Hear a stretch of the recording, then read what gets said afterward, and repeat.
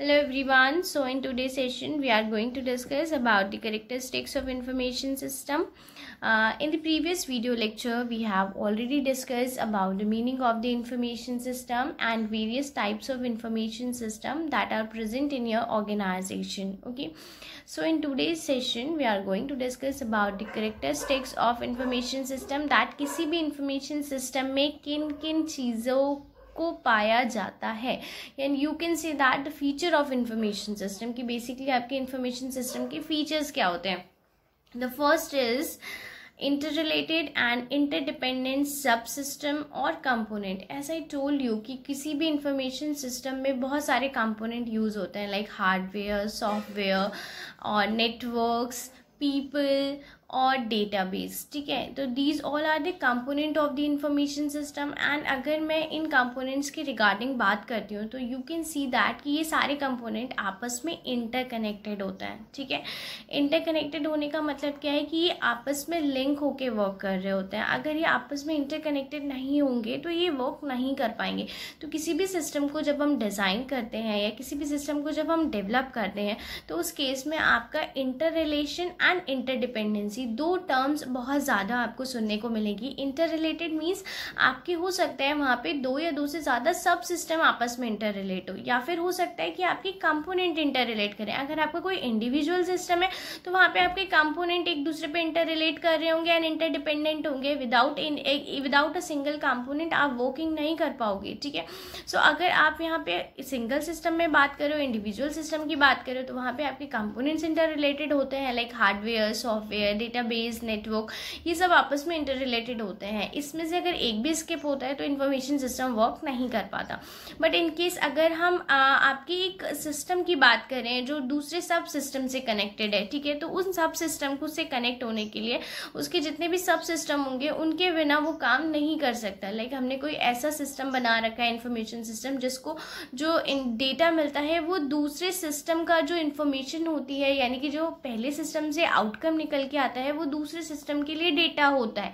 ठीक है, सो उस केस में आपका अगर एक सिस्टम फेल हो गया तो दूसरे सिस्टम पे वर्क होना बिल्कुल सा नामुमकिन सा हो जाता है. ठीक है, लाइक अगर सपोज आप इसको ऐसे समझो, जैसे आप बैंक में गए, ठीक है, बैंक ने अपना इंफॉर्मेशन सिस्टम डिज़ाइन किया हुआ है, आप कैशियर विंडो पे गए एंड आपने वहाँ से कैश डिपॉजिट कराया. ठीक, अब कैशियर विंडो पे जो कैश का ट्रांजैक्शन हुआ वो रिकॉर्ड होगा, देन आगे जाके वो दूसरे कंप्यूटर सिस्टम में फीड होता जाएगा एंड एट द एंड वो आपके कंप्यूटर सिस्टम में उस चीज़ से आपके कंप्यूटर सिस्टम में सेव हो जाएगा एंड आपके अकाउंट में वो बैलेंस आपका दिखा देगा, शो करेगा डिपॉजिट कराने का. सपोज ये क्या हुआ, ये आपकी इंटर रिलेटेड सब सिस्टम हुई, यानी कि एक सिस्टम दूसरे सिस्टम से कनेक्ट होकर वर्क कर रहा है. लेकिन सपोज आपने जहाँ पे कैश डिपॉजिट कराया, कैशियर विंडो का कंप्यूटर खराब था या फिर वहाँ से वर्किंग ही नहीं हो रही है, तो अगर वहाँ पे वर्किंग नहीं हो रही है तो वो इन्फॉर्मेशन का फ्लो आगे नहीं होगा. जब आगे फ्लो नहीं होगा तो इन्फॉर्मेशन रिकॉर्ड भी नहीं होगी एंड आपको कोई भी आउटकम भी नहीं मिलेगा. सो उस केस में आपको क्या करना पड़ेगा, देन आपको फिर दोबारा से तब तक आउटकम नहीं ले पाओगे जब तक आपका जो इनिशियल स्टेज पे जहाँ से इन्फॉर्मेशन की फीडिंग होनी है वहाँ से फीडिंग नहीं हो जाती, तब तक वो फाइनल डेस्टिनेशन तक नहीं पहुँचेगी, यानी फाइनल आउटकम तक नहीं पहुंचेगी. सो ये हो जाती है आपकी इंटर रिलेशन एंड इंटरडिपेंडेंट, कि आपका एक सिस्टम जब बहुत सारे इंफॉर्मेशन सिस्टम से कनेक्ट होके चल रहा है, बहुत सारे कंपोनेंट से कनेक्ट होके चल रहा है, तो उस केस में इंटरडिपेंडेंसी एंड इंटर रिलेशनशिप दोनों ही बिल्डअप हो जाती है. तो दोनों के ही आपकी कैरेक्टरिस्टिक्स आपको इंफॉर्मेशन सिस्टम में देखने को मिल जाती है. Next is predetermined objective. As I told you कि जो भी आप इंफॉर्मेशन सिस्टम डिजाइन करते हो उसकी खुद के अपने कुछ प्री डिटरमाइंड ऑब्जेक्टिव्स होते हैं एंड इंफॉर्मेशन सिस्टम उसी के अकॉर्डिंग वर्क करता है. ओके, लाइक अगर आपने इलेक्ट्रॉनिक कस्टमर रिलेशनशिप मैनेजमेंट का सॉफ्टवेयर लगाया हुआ है या इलेक्ट्रॉनिक कस्टमर रिलेशनशिप मैनेजमेंट के रिगार्डिंग आपने कोई इंफॉर्मेशन सिस्टम डिजाइन किया हुआ है, सो उसका मेन ऑब्जेक्टिव क्या होगा, the main objective of that system is to provide the all information which is related to your customer. ठीक है, सो वो अपने उस प्री डिटरमाइंड ऑब्जेक्टिव के लिए ही वर्क करेगा. ठीक है, कि कस्टमर का पूरा प्रोफाइल, यानी कि कस्टमर की जितनी भी डिटेल्स हैं, name, contact number, number, address and उसकी शॉपिंग फ्रीक्वेंसी, वो सारी इन्फॉर्मेशन वो आपको प्रोवाइड कराएगा। तो मेन कैरेक्टरिस्टिक्स जो इन्फॉर्मेशन सिस्टम में देखने को मिलती है that is pre determine objectives, कि आपके जितने भी ऑब्जेक्टिव्स होते हैं वो प्री डिटरमाइन होते हैं, यानी कि सिस्टम की डेवलपमेंट एंड डिज़ाइनिंग के वक्त ही डिटरमाइन कर दिया जाता है कि आपके सिस्टम के रिलेटेड ऑब्जेक्टिव्स क्या है। Okay, next is perfection. कोई भी information system without perfection work कर रहा है अगर, तो वो इंफॉर्मेशन सिस्टम यूजलेस है।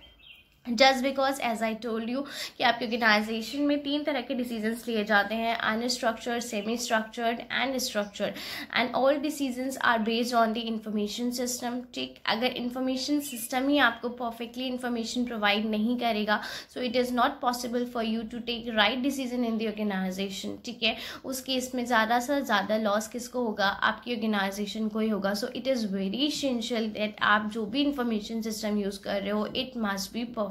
ठीक है, next is correct and accurate. It means that कि आपका इंफॉर्मेशन सिस्टम जो भी आपको इंफॉर्मेशन प्रोवाइड कर रहा है that must be correct and accurate. Misleading information, incorrect information अगर वो आपको प्रोवाइड कर रहा है तो उस इंफॉर्मेशन का आपके ऑर्गेनाइजेशन में कोई भी यूज़ नहीं होता है।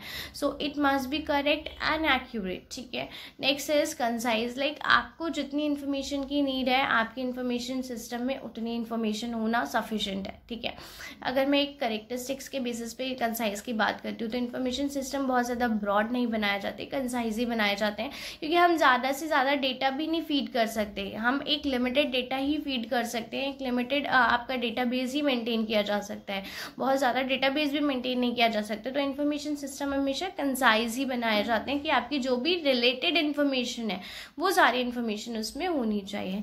कंप्लीटनेस की अगर मैं बात करती हूँ तो यहाँ पे कंसाइज के साथ कंप्लीटनेस का पॉइंट इसलिए दिया गया कि कंसाइज बनाने के चक्कर में ऐसा ना हो कि आपको इन्फॉर्मेशन स्किप कर जाओ। ठीक है, तो ऐसा नहीं होना चाहिए, आपकी इन्फॉर्मेशन कंप्लीट होनी चाहिए। छोटे से छोटा पॉइंट जो आपकी इन्फॉर्मेशन को इफेक्ट करता है, जो आपके ट्रांजेक्शन को इफेक्ट करता है, आपकी ऑर्गेनाइजेशन की डिसीजन मेकिंग को इफेक्ट करता है, वो सारी इंफॉर्मेशन के जितने भी पॉइंट्स हैं वो आपके इसमें मेंशन होने चाहिए। यानी कि information system must be complete. आपके विदाउट कंप्लीट जो आपका अनकम्प्लीट इन्फॉर्मेशन होती है उसका बिजनेस ट्रांजेक्शन में कोई भी यूज़ नहीं होता। जैसे सपोज अगर मैंने सप्लाई चेन मैनेजमेंट के रिगार्डिंग इन्फॉर्मेशन सिस्टम बनाया है, ठीक है, तो सप्लाई चेन मैनेजमेंट के रिगार्डिंग अगर मैंने इन्फॉर्मेशन सिस्टम डिज़ाइन किया है और मैंने उसमें सारी सप्लाई चेन अपनी मेंटेन नहीं की, मैंने सिर्फ होलसेलर टू रिटेलर मेंटेन किया है, उसके बीच में जितने भी एजेंट्स हैं वो मैंने स्किप कर दिए हैं, या मैंने केवल रिटेलर तक रखकर उसको छोड़ दिया है, उसके आगे के एजेंट्स स्किप कर दिए हैं, तो फिर वो चीज़ वहाँ पे वैलिड नहीं होती, उसका कोई यूज़ नहीं होता, क्योंकि वो इन्फॉर्मेशन कंप्लीट नहीं है। जब मुझे पता ही नहीं है कि मेरी जो कंप्लीट सप्लाई चेन मैनेजमेंट में जो मेरी कंप्लीट डिस्ट्रीब्यूशन चेन है उसका फ्लो क्या है, तब तक मैं अपने डिस्ट्रीब्यूशन चैनल के रिगार्डिंग कोई इन्फॉर्मेशन नहीं ले सकती, जस्ट बिकॉज उसमें इंटरमीडियरीज है ही नहीं, मैंने उसमें मेंशन ही नहीं किया अपने इन्फॉर्मेशन सिस्टम में, तो मुझे उनके बारे में कोई आइडियाज़ ही नहीं होंगे। तो जब मुझे उनके बारे में कोई आइडिया नहीं होंगी तो मैं उनके बेसिस उस इन्फॉर्मेशन सिस्टम के बेसिस पे कोई डिसीजन भी नहीं ले पाऊंगी। तो इन्फॉर्मेशन सिस्टम का होना यहाँ पे बिल्कुल बेकार हो जाता है, मतलब एक तरह से यूजलेस हो जाता है, जस्ट बिकॉज अगर आप उसके बेसिस पे कोई डिसीजन नहीं ले पा रहे हो तो इन्फॉर्मेशन सिस्टम का कोई यूज़ नहीं है। इन्फॉर्मेशन सिस्टम को डिज़ाइन ही इसलिए किया जाता है so that you can take decisions on the basis of that information system. ठीक है, सो यहाँ पे आपकी इन्फॉर्मेशन का कंप्लीट होना बहुत ज़रूरी है। Next is validity and impartiality. Information valid होनी चाहिए एंड इम्पार्शियल होनी चाहिए, किसी भी एक साइड को शो करती हुई नहीं होनी चाहिए। लाइक अगर सप्लाई चेन मैनेजमेंट में ही अगर मैं एग्जांपल लेती हूँ उसका, तो ऐसा नहीं होना चाहिए कि वो एक साइड की को ही शो कर रही है, दूसरी साइड को शो नहीं कर रही, लाइक आपकी होलसेलर की साइड शो कर रही है, यानी कि मैंने जितनी भी आपकी इन्फॉर्मेशन सिस्टम डिज़ाइन किया है वो सिर्फ होलसेलर की इन्फॉर्मेशन दे रहा है, मुझे रिटेलर की इन्फॉर्मेशन नहीं दे रहा, तो वो आपकी पार्शियल इन्फॉर्मेशन कहलाएगी। लाइक आप एक ही साइड को शो कर रहे हो, दूसरी साइड को शो ही नहीं कर रहे हो। तो आपकी इन्फॉर्मेशन वैलिड होनी चाहिए, एक तो एक्यूरेट होनी चाहिए, करेक्ट होनी चाहिए, एंड दूसरी चीज़ इम्पार्शियल होनी चाहिए। Okay, next is consistency and measurability. Consistency and measurability की अगर मैं बात करती हूँ, so it is a very essential or you can say it is very important feature in the information system, just because अगर आपकी information consistent नहीं है तो उस information का फिर कोई यूज़ नहीं रह जाता ऑर्गेनाइजेशन में। जैसे फॉर एग्जाम्पल बैंक में इंफॉर्मेशन सिस्टम डिज़ाइन किए जाते हैं एंड उस इंफॉर्मेशन सिस्टम के थ्रू क्या होता है, आपके अकाउंट में एज अकाउंट होल्डर आपको मैसेज मिलता रहता है अगर आपके अकाउंट में कोई भी एक्टिविटी होती है, लाइक कोई भी डिडक्शन होता है देन आपको मैसेज मिलता है, या कोई भी आपका डिपॉजिशन होता है तो भी आपको मैसेज मिलता है। सो उसमें आपके अकाउंट में जितनी भी एक्टिविटीज़ हो रही है उसमें आपको तुरंत मैसेज मिलता है, ठीक है। तो वो उनका इंफॉर्मेशन सिस्टम है। सपोज अगर यही मैसेज का फ्लो इंटरप्ट हो जाए, ठीक, यानी कि कभी आपके पास मैसेज आ रहा है एंड कभी आपके पास मैसेज नहीं आ रहा है, ठीक, तो ये इनकंसिस्टेंट नेचर का हो जाएगा। जब ये इनकंसिस्टेंट नेचर का हो जाएगा तो फिर इस इंफॉर्मेशन की कोई नीड रहेगी, कोई नीड नहीं होगी आपको, ना ही आपसे इस इंफॉर्मेशन के बेसिस पे आप कोई जजमेंट ले पाओगे, ना कोई डिसीजन ले पाओगे। क्योंकि सपोज आपको एक डिपॉजिशन दिखा दिया कि आपका 10,000 का डिपॉजिशन हुआ, उसके बाद जितने विड्रॉल हुए उसको स्किप कर दिया, फिर अगेन 4-5 विड्रॉ के बाद एक अगला विड्रॉ जब आपने किया तो उसका मैसेज आ गया।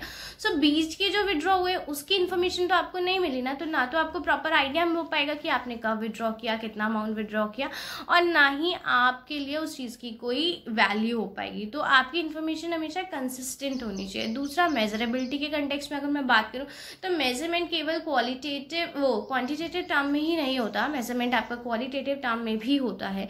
सो आपकी इन्फॉर्मेशन ऐसी होनी चाहिए जिसे आप क्वांटिटेटिवली या फिर क्वालिटेटिवली मेजर कर सको, ठीक। नेक्स्ट है सुटेबल फॉर्मेट। आपकी इन्फॉर्मेशन हमेशा सुटेबल फॉर्मेट में होनी चाहिए एंड फॉर्मेट भी ऐसा होना चाहिए जो अंडरस्टैंडेबल हो। ऐसा नहीं कि आपने कोई भी फॉर्मेट में आपने इन्फॉर्मेशन दे दी एंड जो रीडर है, जो इस इन्फॉर्मेशन को रीड कर रहा है, उसको समझ ही नहीं आ रहा कि इस इन्फॉर्मेशन का मीनिंग क्या है। तो ऐसा नहीं होना चाहिए। आपकी इन्फॉर्मेशन सुटेबल फॉर्मेट में होनी चाहिए। जैसे आप एटीएम मशीन पे जाते हो, आपने कैश विड्रॉ किया, कैश विड्रॉ करने के बाद आपको एक रिसिप्ट मिलती है, ठीक है। अगर हम एक बहुत ही कॉमन से एग्जाम्पल देखते हैं तो वो एक बहुत ही छोटा सा एग्जाम्पल इन्फॉर्मेशन सिस्टम का आपको मिल जाता है।